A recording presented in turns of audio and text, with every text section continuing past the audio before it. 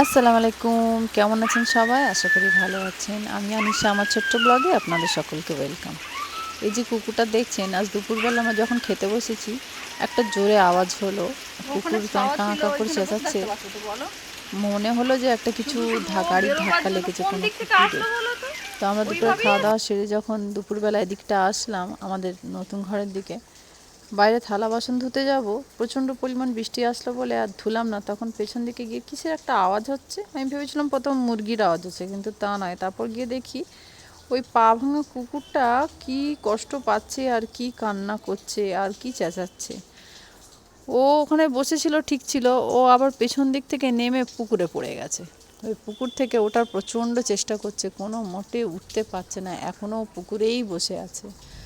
ও পেছনের একটা পা যেহেতু ভেঙেছে, কিন্তু আর একটা পায়ে জোর আসছে না, কনস্ট্যান্ট ওইভাবেই বসে আছে আর কাঁ কাঁ করে চেঁচাচ্ছে। আর আমার বাচ্চা দুটো করুণভাবে তাকিয়ে আছে।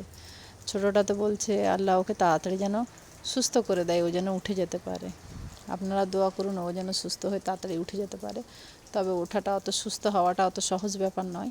তবে ও এটা সারভাইভ করে উঠে যেতে পারলেই আমাদের সকলের ভালো হবে। এখনও ও পুকুরেই বসে আছে।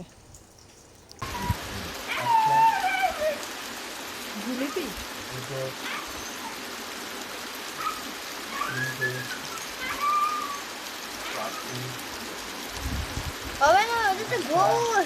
দেখ আবার গুলো সুগার বেড়ে যাবে,